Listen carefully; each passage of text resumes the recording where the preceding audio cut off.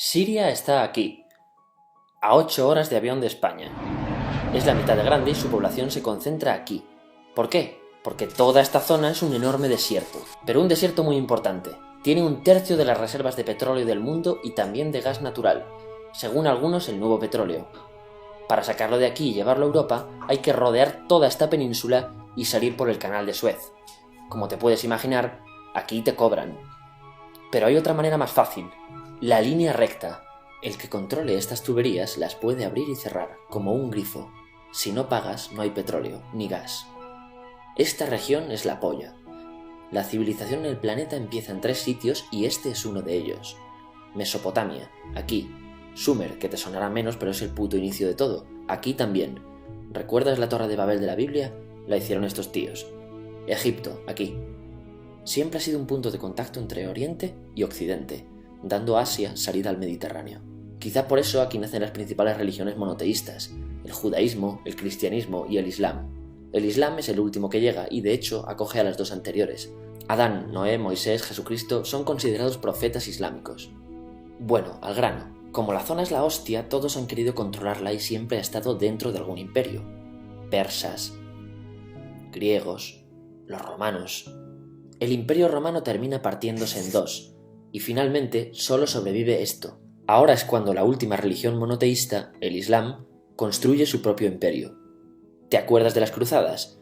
Bueno, pues son los europeos cristianos intentando recuperar esta zona de la que estamos hablando. Los últimos en llegar son los turcos, que ojo, no vienen de Turquía, sino de a tomar por culo en Asia, junto con Gengis Khan.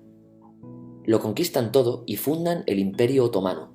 El Imperio Otomano se queda ahí hasta la Primera Guerra Mundial, 600 años. Cuando acaba la Primera Guerra Mundial, aparecen pequeños países donde antes estaba el Imperio Otomano, y por primera vez vemos a Siria en un mapa. Hasta ahora la habíamos dibujado para no perdernos. ¿Y quién se inventa esos países? Lo que te voy a contar es alto secreto. Bueno, lo era en 1916. Este súper secreto se llama Acuerdo de Sykes-Picot. Los franceses y los ingleses no podían derrotar solos al Imperio Otomano. Solo podían si les apoyaba la gente que vivía dentro, en su mayoría árabes. ¿Cómo se los ganaron? Pues les prometieron la Gran Arabia, un país solo para ellos. El único problema es que era un timo. Antes de seguir, recuerda una cosa. Los árabes son un pueblo, pero no una religión. O sea, un árabe puede ser musulmán, puede ser cristiano, y antes del Islam parece que hubo tribus árabes con tradiciones judías. Bueno, pues a los árabes no les dieron ese único país que les habían prometido. En su lugar, franceses y británicos crearon muchos países pequeños. Estos países, obviamente, no eran países de verdad, sino zonas bajo su control con gobernantes puestos por ellos. Durante este tiempo hacen lo que quieren con la zona. Recuerda que hay petróleo. Siria, aunque no tiene grandes reservas, tiene fácil salida al mar, y Francia, que es la que se ha quedado con Siria, se lo da a compañías extranjeras. Después de la Segunda Guerra Mundial, los europeos se van. En el caso de Siria, son echados a patadas. Pero antes de irse, crean otro estado, Israel. No es el momento de hablar de ello, pero es un estado muy polémico que sus vecinos no reconocen. La prueba es que nada más irse los británicos, todos estos estados lo atacan. La zona, a partir de ahora, va a ser una puta bomba de relojería.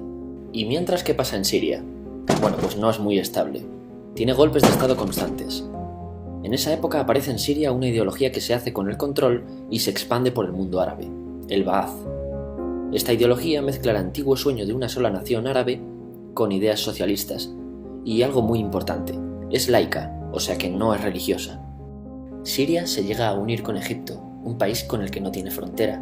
Pero no es algo raro, muchos de estos países intentan hacerlo también. Como recordarás, a esta gente se le había prometido un solo país y las ganas las seguían teniendo. Pero la unión falla. En este tiempo Egipto les convence para nacionalizar el petróleo. En Siria, Al-Assad, el padre del Assad de ahora, se convierte en jefe del estado Ba'ath. En Irak, también Ba'ath, comienza a ganar fuerza Saddam Hussein. Las diferencias entre ambos países dividen a los partidos Ba'ath de otros países en pro-Siria o pro-Irak. Ahora ocurre la Guerra Fría. El mundo se divide en 2, o eres de Estados Unidos o de la Unión Soviética. Son años muy movidos en los que se pegan constantemente con Israel, invaden su vecino Líbano y comienza una oposición islamista al régimen Ba'ath de Assad, los hermanos musulmanes. Vale, volvamos atrás un momento. Recuerdas que la mayoría de árabes eran musulmanes, ¿verdad? Pues dentro de los musulmanes hay 2 ramas fundamentales, los suníes, la mayoría, y los chiíes. En el caso de Siria, a pesar de ser un estado laico, los gobernantes como Assad y jefes militares eran chiíes, los cuales representan menos del 13%. En cambio, casi el 70% de la población es suní. Un dato curioso es que los cristianos son casi el 10%. Que los chiíes controlen el gobierno y el ejército mosquea a la población suní, y este sentimiento es aprovechado por los hermanos musulmanes, islamistas radicales suníes. Estos toman las armas en la ciudad de Hama en contra del gobierno, y Assad acaba con la revuelta a costa de matar miles de civiles y encarcelar a mucha gente. En el año 2000, Assad padre muere y le sucede Assad hijo. Ante las presiones libera a muchos presos, trae internet y esperanzas de cambio. Hay un periodo de gran debate político y aparece la oposición. También vuelven los hermanos musulmanes. Los siguientes años son difíciles. Arrestan a la oposición. Y Bush incluye Siria en el eje del mal, y esto la aísla. Está mal visto negociar con Siria. Los kurdos, un pueblo que vive distribuido por varios países de la zona, empiezan a protestar también. Hay represión y muertos. En 2011, te sonará esto, ocurre la Primavera Árabe. ¿Qué es esto? Bueno, es una protesta que se va propagando por todos los países árabes pidiendo más democracia. Como ves, el mundo árabe, a pesar de estar dividido en países, tiene tendencias generales. Cuando llega a Siria, Assad hijo termina usando el ejército y en los enfrentamientos mueren unas 1000 personas. Los enfrentamientos irán escalando hasta que se conviertan en guerra civil. No hay un momento exacto de inicio. Lo importante es que hoy en día hay numerosas facciones en juego. Vamos a verlas. Pero primero piensa en que todo está dividido entre chiíes, la minoría, y suníes, la mayoría. Chiíes y además laicos, o sea no religiosos, son el gobierno de Al-Assad.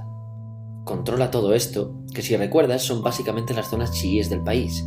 El gobierno de Assad está enfrentado al resto. También mayoritariamente laico, pero suní, es el Ejército Libre de Siria o FSA en inglés.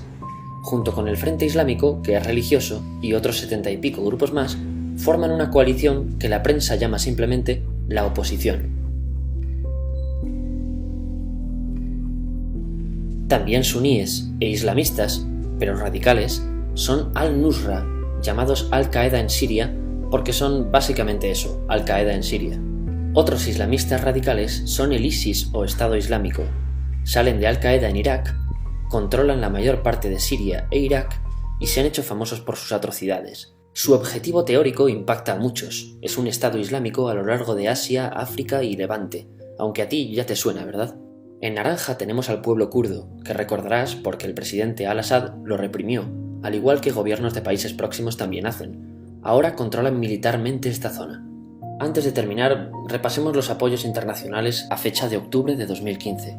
Las fuerzas de Al-Assad son apoyadas por Rusia, que ya tenía base militar en el país antes del conflicto, por Irán y por China.